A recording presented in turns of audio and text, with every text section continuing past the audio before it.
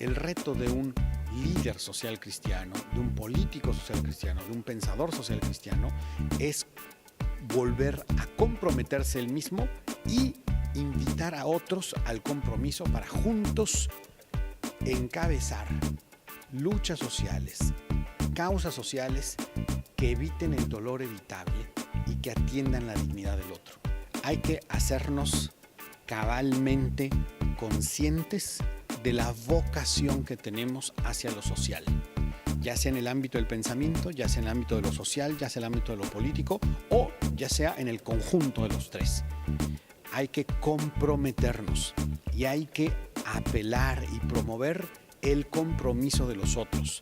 Solo con una revinculación humana podremos construir un mejor porvenir.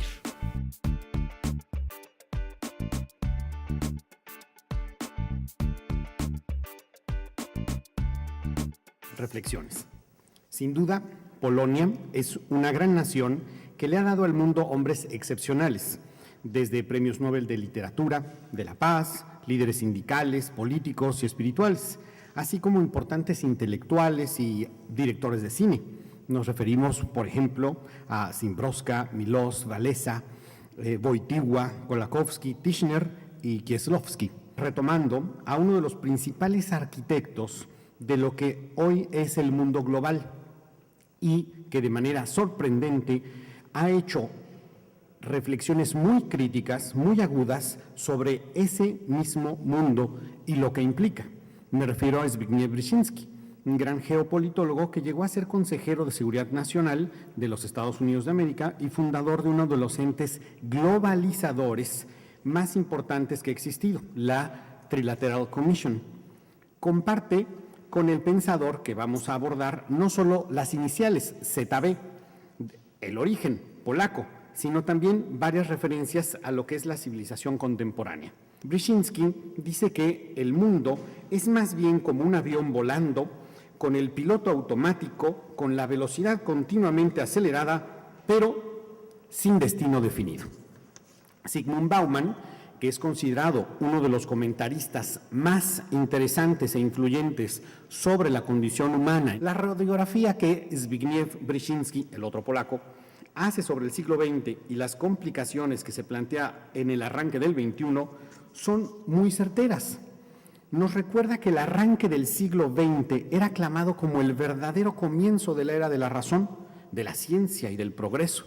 Sin embargo, ese progreso, desafortunadamente, nos dice Brzezinski, no era medido a nivel moral, representando la política el mayor fracaso del siglo XX. Contrariamente a lo prometido, el siglo XX se convirtió en el siglo más sangriento y repugnante de la humanidad. Un siglo de políticas alucinantes donde la crueldad fue institucionalizada a un grado sin precedentes. Las armas letales estaban organizadas sobre bases de producción masiva. Existió un contraste entre el potencial científico para el bien y la malicia política que en realidad fue desatada. Y así surgieron lo que ese mismo autor llama las utopías coercitivas, totalitarismos que denigraron a las personas de manera sistemática y arrogante. Tanto el hitlerismo como el leninismo y el stalinismo vinieron a usurpar el papel de las grandes religiones. Lo hicieron rechazando la subordinación de lo material a lo espiritual. Al parecer, la caída de los regímenes autoritarios persiste otro problema. La relevancia universal del mensaje político occidental, que se refiere Brzezinski sobre todo a lo que es el legado de la Revolución Francesa y Americana, podría estar estropeado por la creciente tendencia del mundo desarrollado a inculcar el contenido interior de la democracia liberal mediante un estilo de vida que él llama cornucopia permisiva, la prioridad dada a la autogratificación individual, combinada con la creciente capacidad del ser humano para reformarse a sí mismo a través de la genética y otras formas de autoalteración, tiende a crear una condición en la cual se ejerce muy poco autocontrol sobre la dinámica del deseo de consumo y ocuparse vanamente de uno mismo, con la consecuente atomización de la sociedad y un exacerbado individualismo, donde lo que va abarcando cada vez más espacio es el mercado en detrimento del Estado y la sociedad.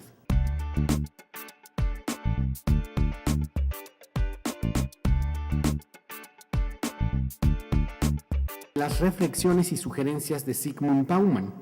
Creo que son muchos los elementos altamente sugerentes en su obra, y aunque yo no llegue a coincidir con todos, creo que vale mucho la pena valorar su punto de partida, su concepción de la vocación intelectual y política en el contexto de su genuino afán por detectar las claves para entender y atender los problemas del mundo en el que vivimos. El punto del que parte Bauman va en intrínseca relación con la vocación del pensador social. Él dice: el sentido primero de la vocación del sociólogo está en el hecho de que los seres humanos sufren y de que la búsqueda de las causas sociales de su sufrimiento puede ayudarles a mitigar su miseria, si no a detenerla, al menos por lo que se refiere a su producción social. De la vocación de Bauman: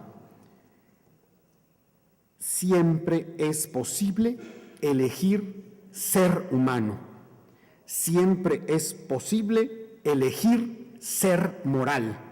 En esta elección estriba la dignidad humana, y el papel de la sociología es mostrar que siempre se puede elegir una conducta moral.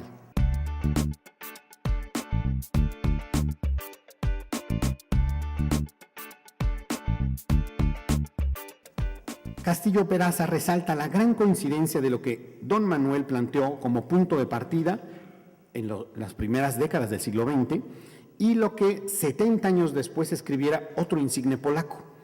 En 1926, Gómez Morín se preguntaba: ¿podríamos hallar un elemento primordial y objetivo para el juicio, un propósito provisional para orientar la acción? A lo cual responde: el dolor de los hombres es la única cosa objetiva, clara, evidente, constante, y no el dolor que viene de Dios, no el dolor que viene de una fuente inevitable, sino el dolor que unos hombres causamos a otros hombres, el dolor que origina nuestra voluntad o ineficacia. Todo lo demás es discutible o incierto. Lo propone: adoptar el dolor como criterio provisional de verdad, la lucha contra el dolor como campo común de trabajo y discusión. Y cito: nada nos indigna tanto como la herida no necesaria infligida por un hombre a otro hombre. Nuestra solidaridad es, sobre todo, para aquellos a los que otros hombres han herido y que padecen sufrimiento que podrían ser evitados. El fundamento de la solidaridad es la conciencia, y el estímulo para que esta conciencia surja es el grito del hombre vulnerado por otro hombre.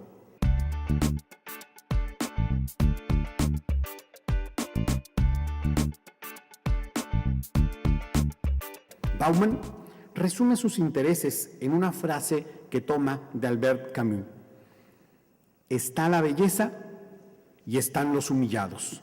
Tester, profundizando sobre esta interesante ocupación, se explicita que la belleza es la expresión de la capacidad humana para pensar y edificar un mundo diferente. Con los elementos de belleza y humillación, lo que podemos aprender de este sugerente autor es que la vocación pública, y tanto la labor del pensador como la del político son públicas, son para la humanidad. Bauman dice respecto de Bloch: semejante visión del mundo, del modo de ser humano, respira tolerancia, ofrece el beneficio de la duda y enseña la modestia y la contención. Si sabes cómo es exactamente la sociedad buena, cualquier crueldad que cometas en su nombre quedará perdonada y justificada.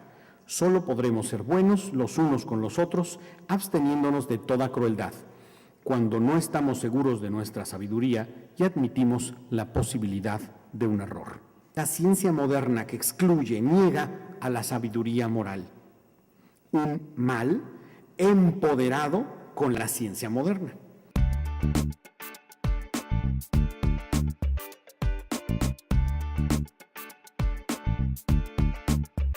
Aquí Bauman retoma a Levinas al distinguir entre la responsabilidad para con alguien, refiriéndose a las reglas y sus guardianes, como podrían ser los jefes de Eichmann, y la responsabilidad moral, que es una responsabilidad para algo, refiriéndose al bienestar y la dignidad del otro. El dominio intelectual del ser se manifestó como un dominio tecnológico del ser en tanto que mundo. Aunque liberado por la razón científica, el hombre se puede convertir en el juguete de las necesidades tecnológicas que dictan sus leyes a la razón. La razón de la modernidad es instrumental. Puede decir mucho sobre cómo hacer las cosas, pero casi nada sobre qué cosas hay que hacer.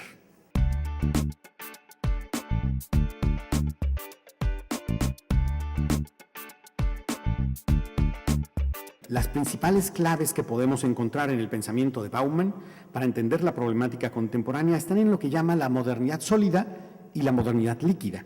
Dice Bauman, todo se reduce al paso del compromiso a la exención de responsabilidades. Bauman define la modernidad líquida como una era en la cual la sociedad se despoja de toda pretensión de desempeñar su función ética y cede gustosamente la regulación de las interacciones humanas a las fuerzas del mercado. Para Bauman, la modernidad líquida implica una sociedad de consumo, a la cual el consumidor no abraza nada con firmeza, no aceptará ningún compromiso típico del hasta que la muerte nos separe, no considera necesidad alguna plenamente satisfecha ni deseo alguno consumado. Dice Bauman, solo cuenta la volatilidad. Y agrega, la cultura de la sociedad de consumo no es de aprendizaje, sino principalmente de olvido. Cuando se despoja el deseo de la demora y la demora del deseo, la capacidad de consumo se puede extender mucho más allá de los límites impuestos por las necesidades naturales o adquiridas del consumidor. Pero va un poco más allá Bauman. Para el consumidor, actuar de esa manera es una compulsión, una obligación. Y esta obligación se disfraza de ejercicio de libre albedrío. La cornucopia permisiva es vendida con la apariencia de libertad en la sociedad de consumo, donde el mercado hipertrofiado se muestra como la solución práctica para todo individuo libre. Hay una expropiación en curso de la ciudadanía, donde se despoja a los ciudadanos de todos sus deberes, excepto de quejarse para obtener mejores servicios. Se redefine al ciudadano en calidad de consumidor de bienes suministrados por las empresas ministeriales. No se halla otro papel para el ciudadano. Esto, enmarcado en los cambios de poder que ocurren en el mundo, haciendo más fácil de lo que ya se revela de por sí la orquestación de alguna resistencia significativa a los cambios. Este cambio de poder se da a través de dos procesos paralelos estrechamente conectados, el de la globalización y el de la individualización.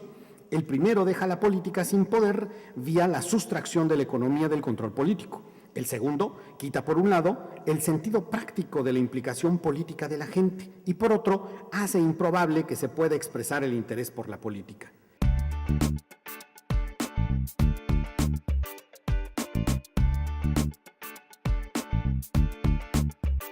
Coincido con el punto de partida de Bauman, también con tener una visión moral de la sociedad, con la vocación pública como compromiso con la dignidad del otro, y con las claves de modernidad sólida y líquida para poder entender y atender la problemática contemporánea.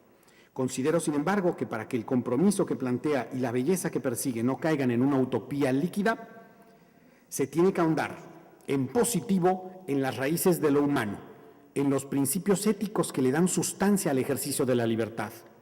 Pretender vivir sin valores y principios entrañables a lo humano es convertir el futuro en un pasado inercial negativo. Para conjurar la amenaza de la vida líquida que exalta el instante en la violencia del placer, el placer de la violencia, en la imposible búsqueda de lo pleno, en la fugacidad del consumo, del dinero o el poder como fines en sí mismos, tenemos que caer en la cuenta que el futuro es patrimonio de una libertad comprometida.